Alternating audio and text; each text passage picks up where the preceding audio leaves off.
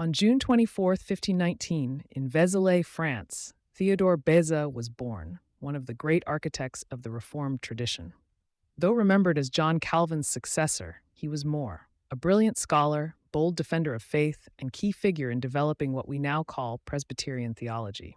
Beza studied law at the University of Orleans, preparing for a career in civil service. Fluent in Latin and Greek, he published poetry and won admiration in humanist circles. But Beza was restless, drawn to the reformers' writings. In 1548, after illness and spiritual crisis, Beza renounced his career, left the French court, and aligned with the Reformation. Forced to flee persecution, he found refuge in Geneva, where he met John Calvin, a meeting that changed his life and reformed Christianity's future. Beza became Calvin's closest ally. He taught theology, engaged in debates, and represented the Reformed cause at courts and councils.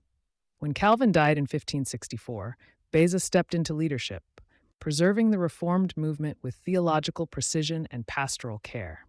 His Confessio Christianae Fidei was a systematic exposition of Reformed doctrine, defending predestination, the authority of Scripture, and salvation by grace alone. His writings established a clear identity for Reformed churches amid pressures from Catholic and Lutheran. Beza was also a textual scholar.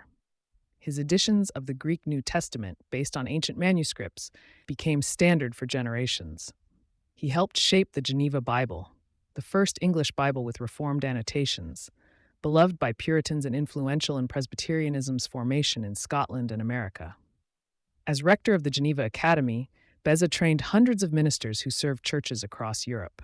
He mentored pastors, corresponded with kings, and kept friendships with reformers like Heinrich Bullinger, Peter Martyr Vermigli, and Francis Turretin.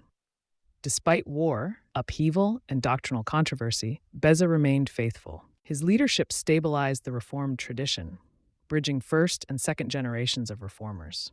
He died in 1605, after over 50 years of ministry, scholarship, and service. Today, Theodore Beza is remembered not just as Calvin's successor, but as a guardian of Reformed orthodoxy, a brilliant defender of faith, and a father figure to Presbyterianism. His legacy endures in every confession, seminary, and pulpit shaped by the Genevan tradition. On this day, we remember the man who carried the Reformation's flame into a new century, Theodore Beza, born June 24, 1519.